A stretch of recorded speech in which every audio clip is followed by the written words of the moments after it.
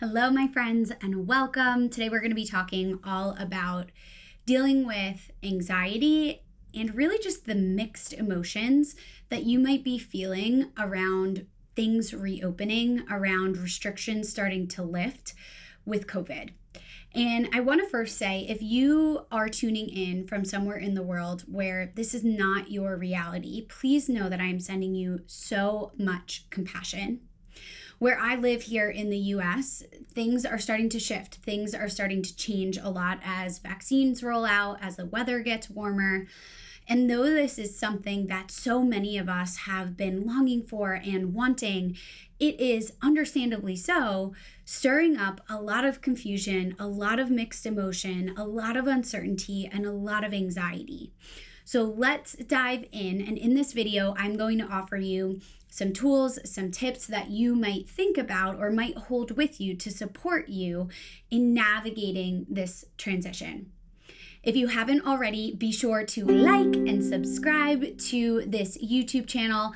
I release new videos every single week, all about realistic, tangible, and approachable tips for your mental health and emotional well-being. So if that is your jam and you are here to have some really real conversations around the challenges that we all face as human beings, you are in the right place, and I'm so thrilled that you're here. So my name's Chelsea. If we are just meeting now, again, welcome. I am a certified coach. I am a former psychotherapist. And a lot of the work that I do now is just what I just described, like these videos. It's about unpacking the reality of how hard it can feel to be yourself and to live a life in a way that feels good for you and navigate the emotional ups and downs and know how to support yourself through that.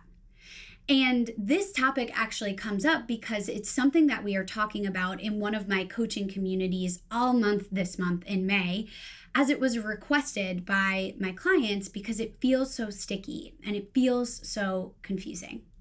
Okay, so the first thing that I want to really just normalize is it is okay if this doesn't feel comfortable, or even as restrictions begin to lift, or maybe you've gotten your vaccine and these were things that you were wanting for a while, it still actually maybe doesn't feel all that great. Or maybe you're someone who really savored and enjoyed parts of this past year and what it allowed for you in your lifestyle in terms of slowing down or being able to check out from certain responsibilities or certain relationships. And now the thought of having that pressure to pick up the pace again feels really overwhelming to you. So I want to just put that all out there to let you know if that's where you're at, that is a-okay. It makes so much sense to be feeling this mix of emotions in the here and the now. And specifically, I talk a lot about anxiety. And if you are experiencing anxiety, maybe as you think about going out to eat for the first time in over a year, or you're thinking about being around a larger group of people, or there being more and more requests made of you, or maybe your job is starting to talk about what it might look like to go back into the office, and you're noticing so much physical friction come up here, so much uncertainty of, is that really safe? Is that really okay? Is that something that I want to do? How am I going to feel when I'm with all of these people? Or maybe you've started to have some of these experiences and you haven't felt good in them, and it's felt really overwhelming and it's caused a lot of fear. Anxiety exists in many cases as a protective mechanism. It is more often than not trying to keep you safe. Now, sometimes that functions in a helpful way, and other times our anxiety voice or our anxiety brain can be taken out of context and become unhelpful or limit our capacity to be more thoughtful and intentional with how we respond because we're just reacting in the moment, trying to keep ourselves safe. And the reality right now is that in many ways, we don't necessarily know exactly what is or isn't safe. So yes, we can follow the CDC guidelines. And yes, there are experts and scientists and people who are supporting the collective, the world right now in navigating this And that feeling of not knowing, that feeling of uncertainty makes a whole lot of sense. This is something that we have never navigated before. And I'm going to guess that you in your lifetime have definitely never been through before. So when anxiety shows up, rather than getting mad at yourself or feeling like, what is wrong with me, or going into that thought spiral where then you're beating yourself up, or maybe you find that you're comparing yourself to somebody else who just feels comfortable doing X, Y, or Z, isn't bothered by A, B, and C, right? How can you come back to yourself and remind yourself that you are allowed to be where you are right now and you can honor your own emotional experiences? So finding that place where you can have some self-acknowledgement and self-compassion, and then you can start to really intentionally think about, what are your limits, right? Like, what are the boundaries that you might want to hold for right now to help yourself feel like you're doing what you need to do to feel as safe as possible without crossing over that, no matter what other people might be choosing. And then where maybe are the edges where the anxiety is actually not supporting you, and you might want to healthfully stretch yourself a little bit to start to re-engage with some of these experiences, but doing so in a supportive way for yourself. So for example, that might look like if you are invited to go out to brunch and you've really been missing these friends and you want to see them, and you're ready to meet up with people again, but the idea of going to a restaurant and being inside and unmasked feels overwhelming. What might it be like to facilitate that in a way that says, hey, I would love to see you. Could we go masked to the restaurant and find somewhere that we can be outside? And then maybe if you feel comfortable, take your masks off, or go to a park and do a picnic instead, right? Or what do you need to do to feel supported?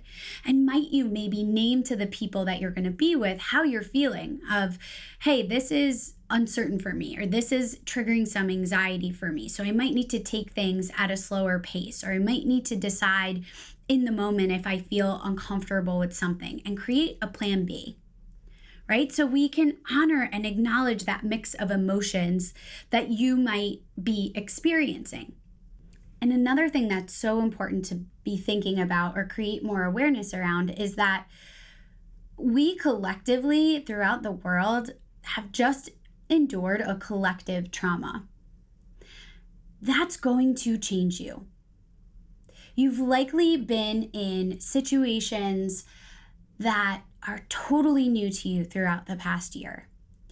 And you likely have learned a whole heck of a lot about yourself, about what works for you, about what doesn't, about what you need, about what you don't. And so the reality is that as things start to reopen or restrictions start to lift, you might find that what used to work for you, or what was once quote unquote normal for you, may not work anymore. So how can you honor yourself in that rather than trying to force yourself to go back to what once was?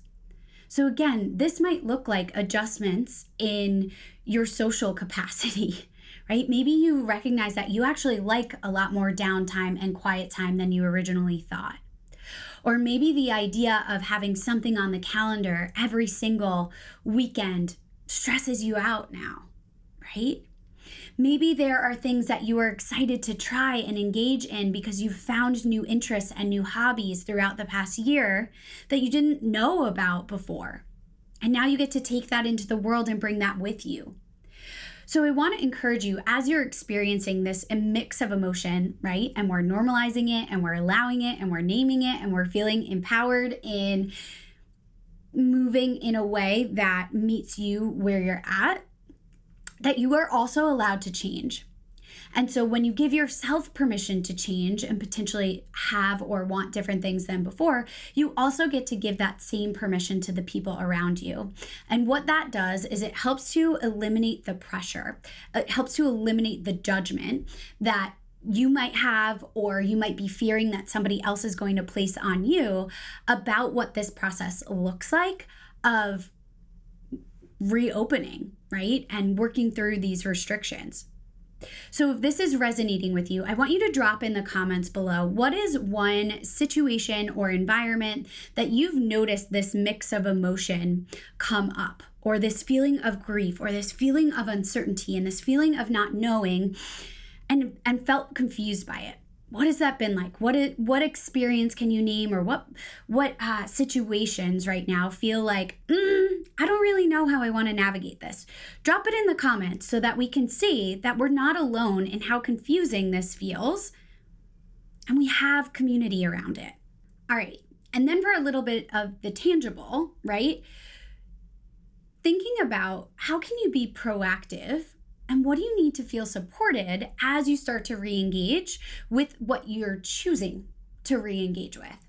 So for example, let's say you're going to put yourself in an environment or a situation or a group of people that you're excited to be around and might be bringing up some fears, some anxiety, some not knowing.